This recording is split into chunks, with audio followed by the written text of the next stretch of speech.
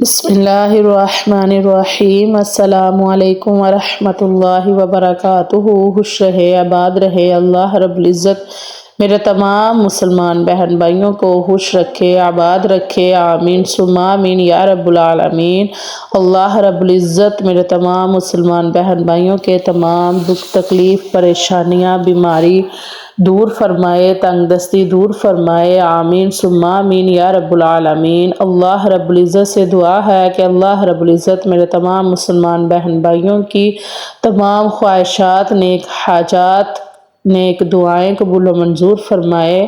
اللہ رب العزت میرے تمام مسلمان بہن بھائیوں کے گھروں میں جو بھی پریشانی ہے، جو بھی تکلیف ہے، جو بھی دکھ ہے، اللہ رب العزت کو دور فرمائے، آمین ثم آمین یا رب العالمین۔ جی یہ سورۃ الکوثر کا وظیفہ ہے، یہ بہت ہی پاورفل وظیفہ ہے، اس کو لازمی کیجئے گا۔ اس وظیفے کو، اس عمل کو کر کے آپ جو بھی مانگیں گے، جو بھی دعا مانگیں گے، انشاءاللہ العزیز وہ ضرور قبول ہوگی۔ جو بھی آپ کی حاجت ہوگی وہ پوری ہوگی، جو بھی آپ کی نیک خواہشات ہوگی، نیک دعائیں ہوں گی، انشاءاللہ العزیز آپ کو لازمی عطا کیا جائے گا، کیونکہ اللہ رب العزت کے خزانوں میں سے کسی چیز کی بھی کمی نہیں ہے، اور جب ہم اللہ رب العزت سے مانگتے ہیں تو وہ ہمیں کبھی بھی خالی نہیں لٹاتا۔ تو اس لیے یہ سورۃ الکوثر کا بہت ہی پاورفل وظیفہ ہے، پاورفل عمل ہے، اس کو لازمی کیجئے گا، انشاءاللہ العزیز آپ کو بہت فائدہ ہوگا اس وظیفے سے۔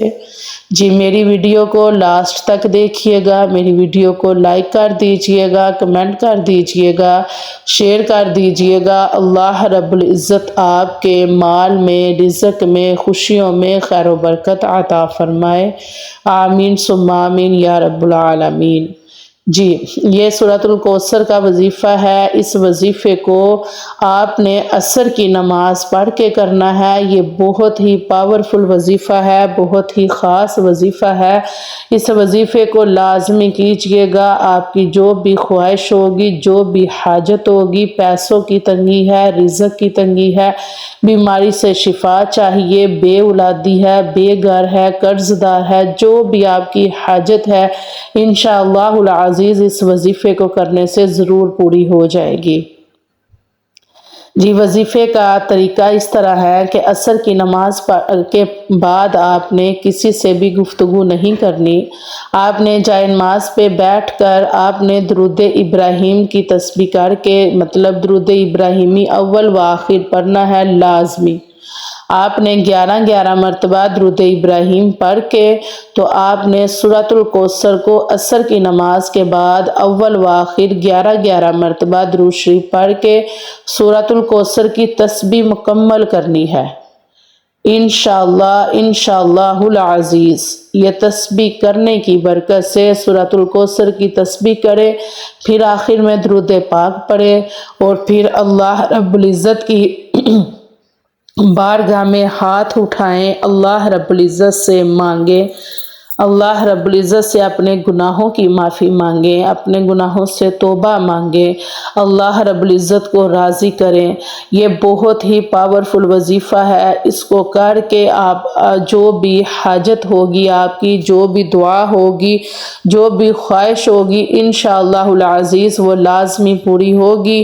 اس لیے اس وظیفے کو کر کے لازمی اس سے فائدہ اٹھائیں، اور اس وظیفے کو اپنے بہن بھائیوں میں شیئر کریں، کیونکہ اچھی بات پھیلانا صدقہ جاریہ ہے۔ جو بھی آپ کے بہن بھائی پریشان ہیں ان کو یہ وظیفہ بتائیں اور خود بھی کریں، اور اس وظیفے سے فائدہ حاصل کریں۔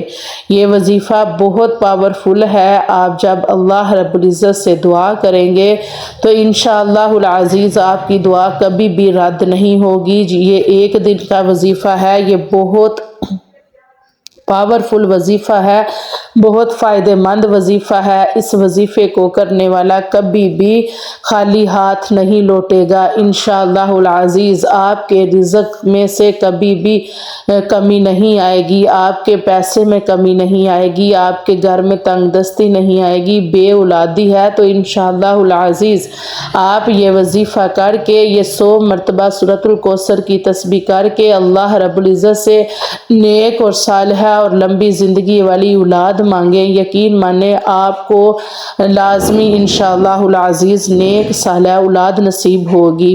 آپ کو قرضے میں مبتلا ہیں، آپ کو جو بھی پریشانی ہے، آپ اس عمل کو کر کے اللہ رب العزت کو اپنے پیارے حبیب صلی اللہ علیہ وآلہ وسلم کا واسطہ دے کے آپ دعا کریں، آپ یہ وظیفہ کریں، انشاءاللہ آپ کی دعا کبھی بھی رد نہیں ہوگی۔